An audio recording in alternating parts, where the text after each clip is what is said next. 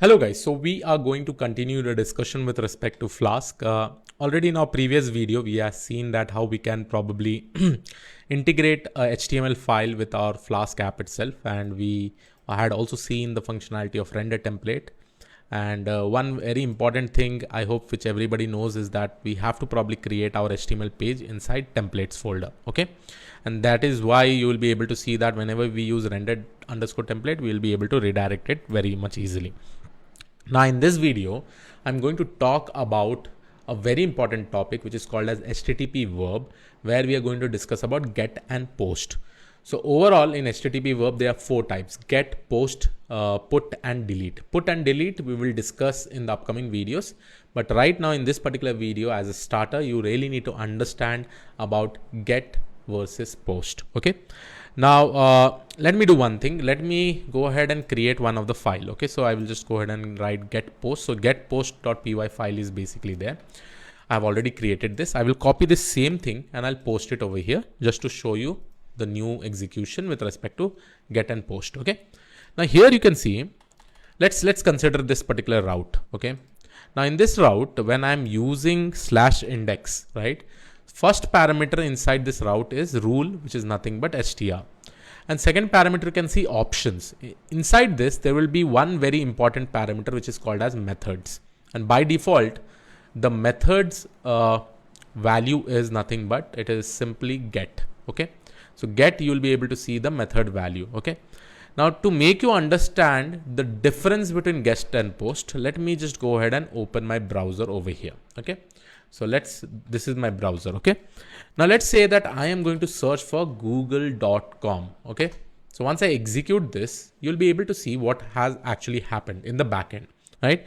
We are able to see some kind of content over here. Over here, we hit this particular URL. This URL is going to get mapped with the, you can just consider that it is going to get mapped with the web server.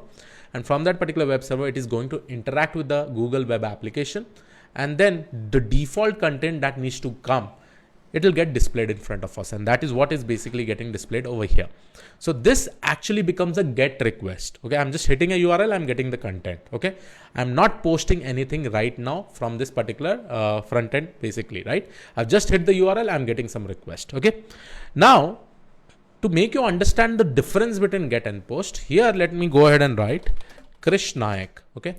So once I go ahead and write Krish Naik, you'll be able to see that I'm passing this entire information, okay, as a query to the Google search engine.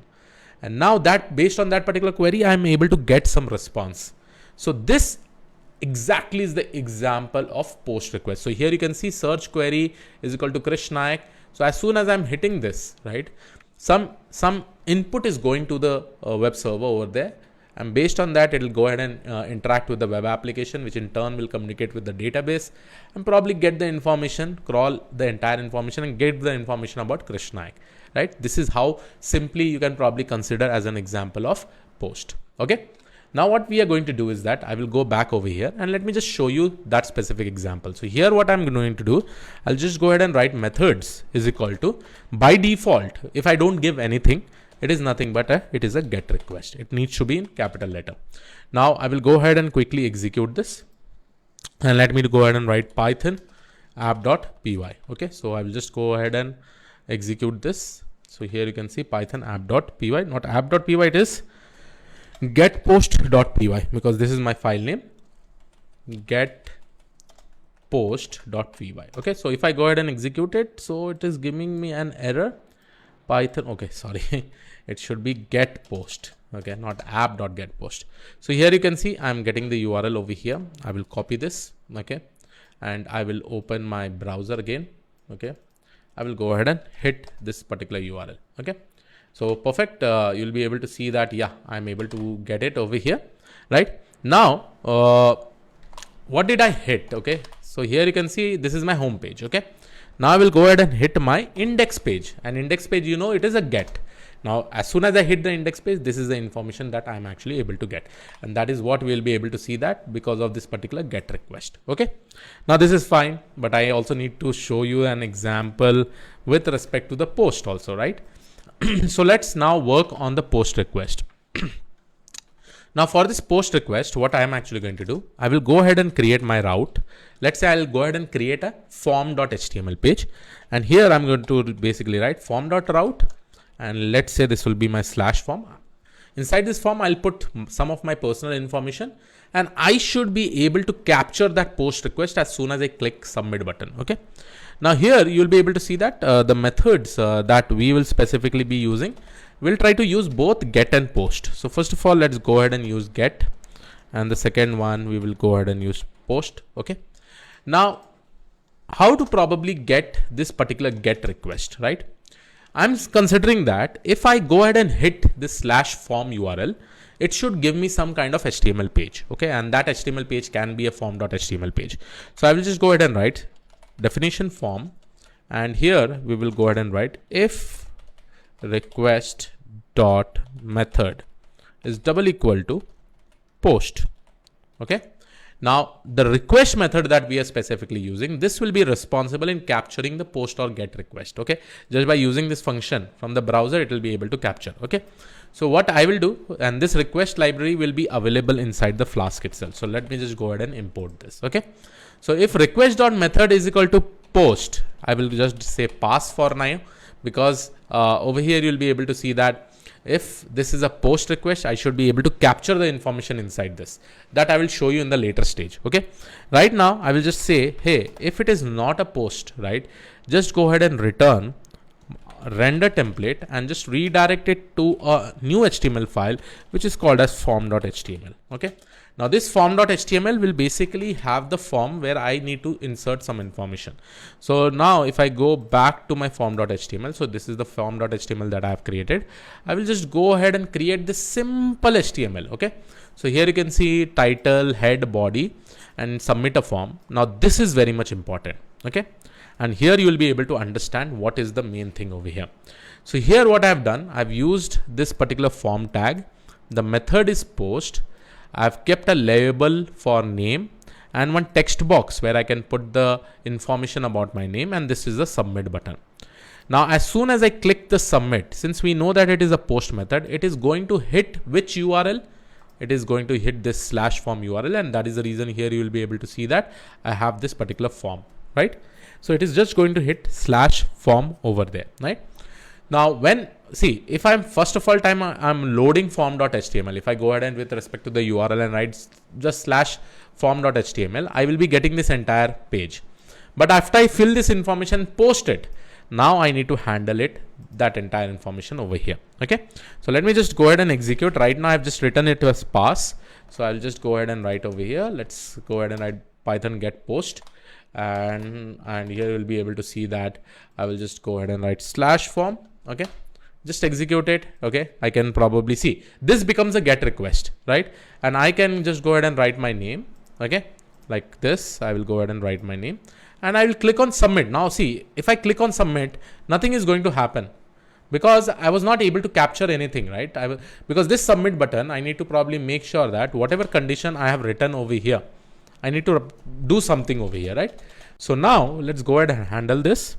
And here you will be able to see that I will just go ahead and handle this. So I'll say, hey, if the request.method is post, then we will retrieve the name value, and that we can retrieve by using this request.method. And here I'm going to give my ID as name. Why? Because in form.html, if you see the type of text here, the ID is equal to name, right? We need to retrieve this entire information so that we get the text information that I'm actually putting, right?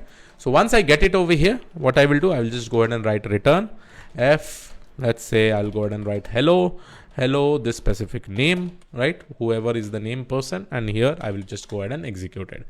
Now this is the way, just with the help of one route function, I'm able to handle both get and post. For post, I can also make sure that I can redirect it to another HTML page.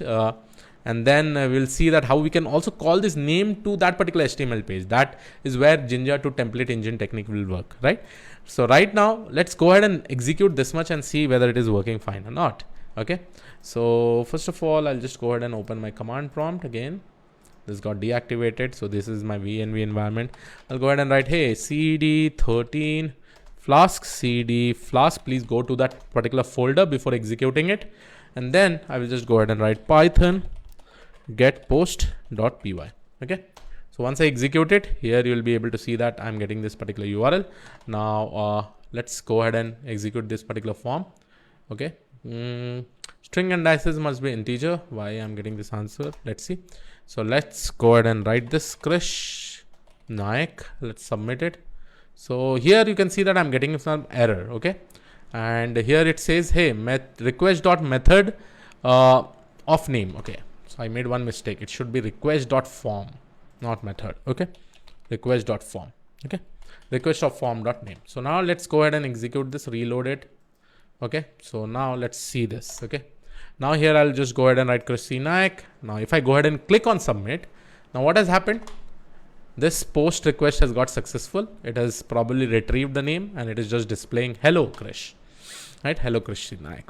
So I hope you are able to understand this particular video.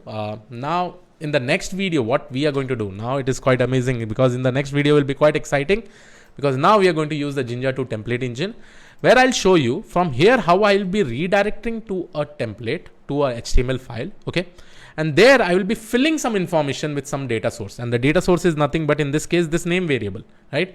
With the help of this name variable, I'll be putting some information in that particular HTML page, right? How you can actually do it, and that is what we are going to learn about how we can use templates using Jinja 2, right? Jinja 2 template engine. So I hope you like this particular video. This was it from my side. I'll see you all in the next video. Thank you.